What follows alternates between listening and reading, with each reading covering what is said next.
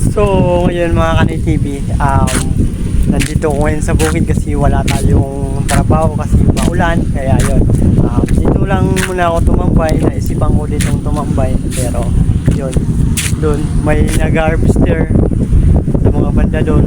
Yun, kaya dito muna ako tatambay. Kaya wala akong maisip na ibang gagawin. Kaya yun, dito muna tayo kasi habang may napapansin ba kayo mga Kanay TV? Parang may nag-iingay dito sa parang tota aspin ata aso. Kaya yan. Dude! Ano kaya? Parang may napapansin ako dito mga Kanay TV. Parang may isang hanap tayo dito ng ano. Yun. Parang may tota dito. Oo nga. Asan kaya? Ay, oo. Dito. May tuta dito mga Kanay TV. Oh. Yan. Kanino kaya to? Ito kung familiar po to sa inyo ay naaso to. Pero dadalhin natin sa dun sa bahay para yun. Kasi isa tayong pet lover ay dadalhin natin to. Ano kaya ang pangalan nito? Di ko alam kung kanino to, kaninong owner to. Kung papansin mo, kanino po ay kunin nyo na lang po dun sa bahay. Kung wala ay akin na lang po to. Kaya yun. Dadalhin po natin sa mga TV kasi siya ay parang sinulat isa sa atin. Itim kasi, tingnan mo. Yan, parang hindi pa sa masyadong yun, parang lungot-lungot niya. Dahil isa akong pet lover ay di natin sa hayaan na gumala dito sa bukid. Dadalhin natin sa at aalagaan natin sa kaya yun. Uy! Yun na oh, diba? Gandun na. Sama ka na sa akin. Bagong tahanan nga dun sa bahay. Tara. Kanino kaya itong aso to guys?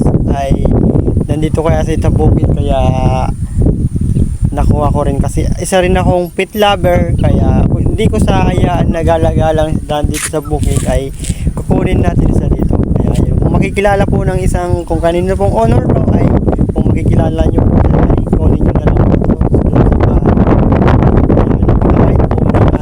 ay napaka-amo po niya kanyang mukha. Itim po sa guys. Kaya yun ay shout out nga pala kay Juna Morello. Shout out po sa iyo idol. Shout out po sa inyong lahat. Sana po ay maganda po yung ating kalagayan. Shout out din po sa karamihan. Shout out po sa 2 solid followers po natin dyan. Thank you so much po.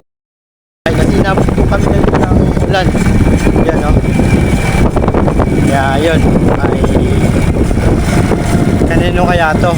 Ay akin na lang po to. Sana manatili sa akin. Kaya saan kayo? Ulan eh.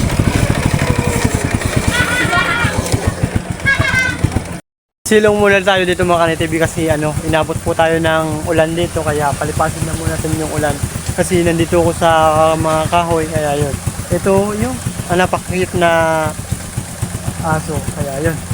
Napakcute. Kaya dalhin natin sa mga TV kasi kawawa. Ayoko naman palaboy-laboy siya dito sa bukid. Kaya yun.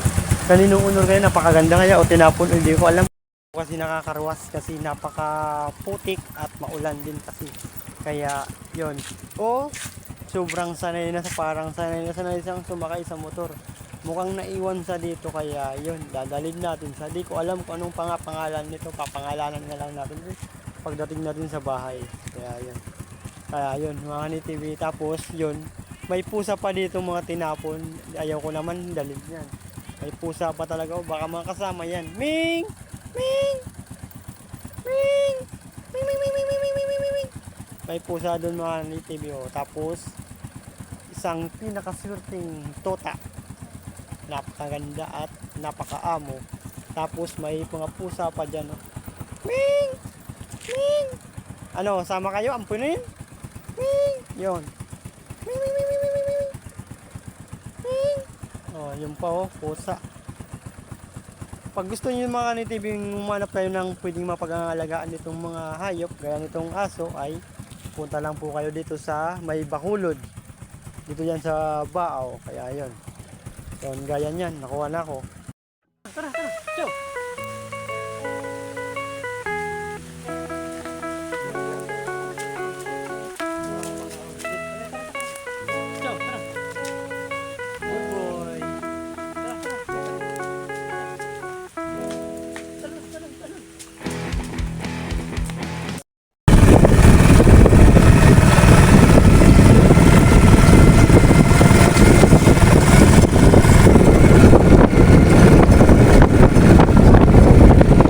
Lalaglag ka. Sige.